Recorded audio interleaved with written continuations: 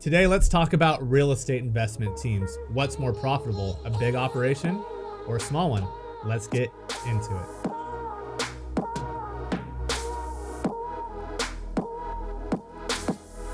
What is going on, and welcome to another episode of The Hot Take. I'm your host with BatchTV, Jesse Burrell. This is where we talk everything real estate, from wholesale, fix and flip, rentals, and everything in between. All right, guys, today we have a very special guest, Stephanie Polydoroff, correct? Yes, nailed it. Heck yeah. So Stephanie, give us a quick bio of how long have you been in real estate, what markets are you in, and roughly, how many deals are you doing a year? So my name is Stephanie, like Jesse said. I've been in real estate for going on 4 years this year. I am in the Phoenix market primarily. I have done some wholesaling in Florida virtually because that's where I'm from. So I have boots on the ground there. So I've probably done about 15, 20 deals in Florida over the time span of my career. But again, mostly my stuff is in Phoenix, and I'm probably going to do about 50 deals this year. So that's the goal, is to keep working my way up. But 50, I'm at about 4 deals a month, which I think that comes to about 50. Yeah. So today's topic for a hot take, I'm so excited, is bigger isn't always better. For a girl laughing, I understand. We could go somewhere else. But in real estate, bigger isn't always better. Yep. You have absolutely been incredible having a small team and just yourself for a long time on making lots of money and being very successful. So let's dive into it. What, for a new person or someone that has a small team, what's most important? Consistency, right? Like, you don't have anyone else. Like, if you're at a 9-to-5 job or working with someone else, you have people holding you accountable. You have to get something done by a certain time. If you're on your own, like, you can sleep in till noon, and like, you need to keep yourself accountable. So right.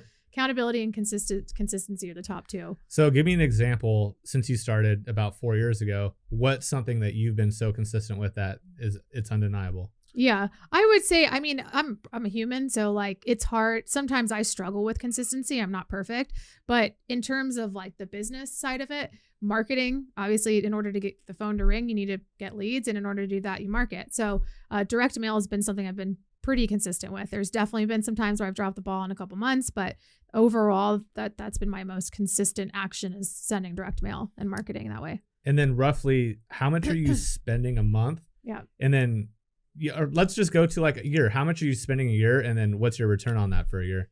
Yeah. So that's another thing that you need to be consistent with, are KPIs. And so for me, KPIs has been a decent struggle, I'll admit. This last year, I've really dialed in because I brought on someone to help me with that. But I would say every month I was spending about $5,000 in marketing for that. And I think I was probably, so what is that, about 60 grand? Yeah. So I was probably bringing in like 200,000 to 300,000, 350. I don't know exactly if that's precise, but so you're about 5 to 7x on that return. Yep. But the point is you're a small operation. You're going on your appointments too. Mm-hmm. Yeah. And a lot of people just want to basically get themselves out of the business, which some people should do that. But for the people, I want this episode for them to understand that you don't have to do that. You could make a very, very good living. You get to choose when you go on vacations. You get to do all these things. You don't have a bunch of people that you have to be responsible for. When you grow a team, it's not about you anymore. You have to make sure that your team could eat. And a lot of people don't really think that all the way through. The pressure and responsibilities that you have. Yeah. It's undeniable. And you've shown me, since I've known you since the beginning of your journey, is I've pushed you a few times to be like, because I thought that was the right thing to do. And I've learned over time, everyone's different. Yeah. Everyone has different ambitions, and everyone has different goals. You want to have freedom to go do a lot of things. If you have a big business, I promise you guys, you don't have the freedom that you think you have. You have a lot more responsibility. Right. Yes, if you build out a good team, eventually you could start taking some more vacations and doing those things. But you're going to have a lot longer time of sitting there grinding and helping your team. Absolutely. Before you could start doing those things to where you were able to make some money, go on a vacation. Yeah. You were just consistent with your marketing. If you're looking to scale your business and add a business partner, check out this video right here. See if business partners are worth it. Yeah, I was consistent with my marketing. I kind of want to go back to what you asked about going on appointments. So I've been doing this for about, like I said, 3.5, 4 years. And up until I would say 6-7 months ago, I actually brought in someone just by default to do acquisitions for me. So to go on the appointments. And also I brought in a virtual assistant. So she's helping me. She comes in, we do a morning huddle at 10 a.m. So to go back with what you said, like creating a team doesn't mean more freedom. It actually means more responsibility because now I'm like, I have to wake up. I need to make sure that I'm on this call by 10 a.m. because if I'm not, I'm letting down my team and I'm not setting a good example of making sure that we're keeping each other accountable. And I wouldn't be keeping myself accountable. So that's still kind of a struggle that I already go through, right? Like I've been a one-man show for so long that now that I'm slowly bringing on a small team, I don't foresee myself wanting a big operation. Right. It's more responsibility. So now I'm like, wait, do I want to go back to maybe something a little bit smaller? It has helped though with my assistant because sending contracts and stuff. If I am on vacation, hey, slacking my assistant, can you help me with this? It's helpful, but there's definitely more responsibility in it for sure. Yeah, the benefit to having a team, and not a big team, but any type of team, is if you are gone and you're a one-man show, there's nothing getting done unless you're working on your vacation. If you have a small team and they know what to do and you've trained them right, the ship's going to go on without you. For sure. So there is plus and minuses, but at the same time, to each is your own. Yeah, absolutely. I think it's like getting clear about what you want.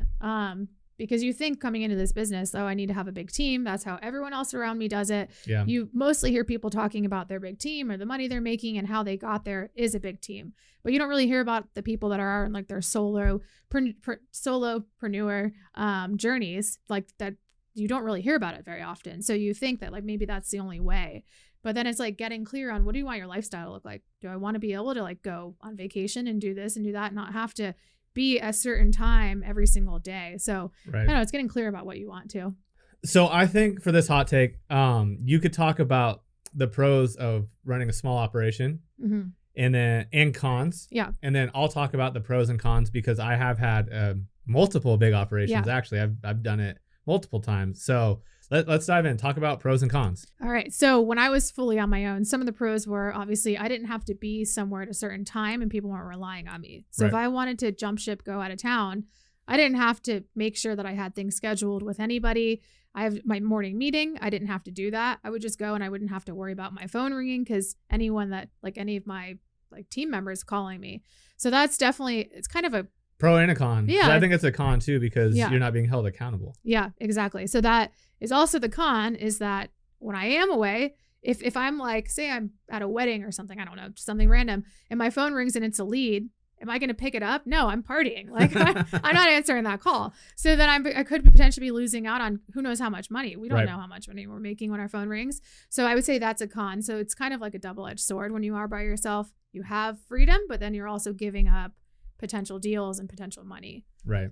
So I would say of having a big team, a pro is once you scale it out and put the systems and processes together, you are able to still make money not being there. And that's definitely a pro. But a con is the responsibility that and pressure that's put on you to make sure like if leads aren't coming in, as you said, if leads aren't coming in and you're by yourself, there's no one but you to get upset about it. Yeah.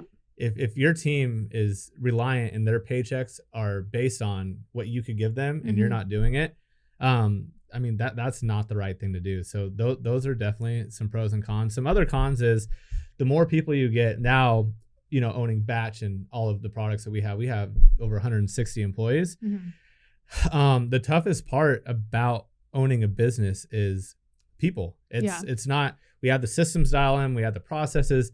People have problems. That will never ever go away. Yeah. And your job is sometimes to be their therapist or sometimes to be their friend or sometimes almost be their parent and be hard on them. But the more people you bring on, the tougher it gets. I mean, your time suck is people and their problems more than anything. And I'm happy. They're like family to me, so I'm happy to be a part of it.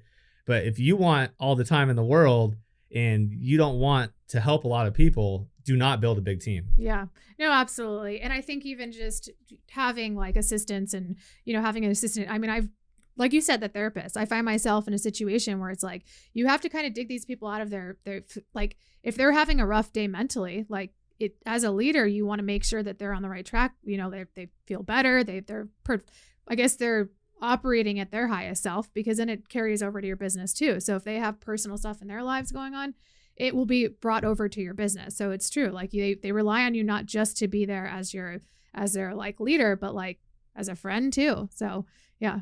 Someone that is just on their own or getting started, what is the most important thing for them to do? Because, you know, you don't have people relying on you. So what do you have to do to make sure that you can still be successful? Yeah, I mean, like we talked about, you obviously have to be marketing. And I know that marketing and keeping yourself accountable. So whatever that looks like. And I think sometimes it is a little bit hard to keep yourself accountable if you don't really even know what the end goal is, right? Like when I first started, it was hard for me sometimes. Like it's super exciting. You find this thing, real estate, where you can make millions of dollars and you can impact people's lives and help people. Yep. But then it's like, well, why are you doing it? So I think it's try to get clear on like what your why you're doing it, why you're on your journey. And then once you find that clarity, then you'll have a little bit more reason, I guess, to keep yourself accountable. It's like time blocking, right? Waking up at a certain time, keeping like a routine in place. It's easy for me to say, but like to actually apply it, it does get pretty difficult sometimes. Yeah, I think you touched it right there. I think time blocking, and I actually gonna go a little bit further. Yeah. It's not holding yourself accountable. I think you could be a one-man show and have a mentor or have someone else that's not on your team, but they're your cheerleader. Yes, 80,000 up. Such great, dude. You making money makes me feel happy. My prayers have been answered. I'm loving it. Or they're on your team, but not actually on your team. Yeah. To where I think every person that gets started needs someone, or it could be a friend that's getting started to where they're helping you and you guys are holding each other accountable. You may not be making money together, but you're helping each other be better to grow your business. Yeah, that's actually a really good point. I think it's important to surround yourself with people that are going to like push you when you're not really like 100, you don't wake up 100%. And so the fact that you brought that up makes me think like I'm a part of a mastermind where we have weekly accountability calls. And so like sometimes I'm like, I don't want to get on this. I get on it and I'm like, I'm so glad I'm part of that because of like my mindset, like my mindset that day, because being a solopreneur can be sometimes a little lonely too, right? Because I'm working from my office or working from home, and it's like I talk to sellers all day, but like you don't have the you don't have people in the office to like just vibe with, you know? So being a part of either a mentorship or like accountability partners, something like that, I think that's invaluable for sure. So I think to wrap this up, you know, there are pros and cons of both, but bigger isn't always better.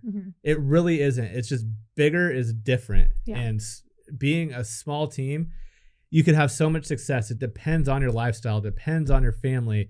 You could still make a ton of money. And the other thing that I want to talk about that no one talks about is just because you made $1 million wholesaling or flipping, if you have a big team, you were not taking that home. You could have I know a lot of people with small teams that the owners or founders actually make more money than someone with a big team. It's just how are you most effective with your time and how are you most effective with your marketing dollars? And I think that's what comes into it, because the more people you have on, the less people care. Like no one is ever going to give 100% like you are as a founder. Each person that you bring on as an employee, expect 60 to 80% of like how valuable that position actually is if you were doing it yourself. 100%. Yeah. And I think you bring a valuable point too, where it's like, just because people have big operations, like I've gone to masterminds where, you know, you have people that have massive teams and they're making like millions of dollars in revenue, but what they're actually taking home is like, I'm up there standing there with my struggles and people are like, you're doing so good. Like, you know, the amount of money you're taking home is amazing. So it's like, again, it comes down to like what you're spending on and like what you're actually taking home. Right.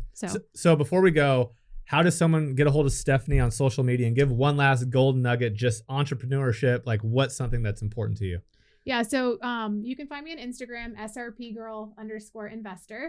And in terms of a golden nugget, what's important to me, I think you have to have balance in life. Like it's so easy to just get into the hustle and get so focused on that. Like I need to hit this much money. I need to make this much money. I need to make this many deals.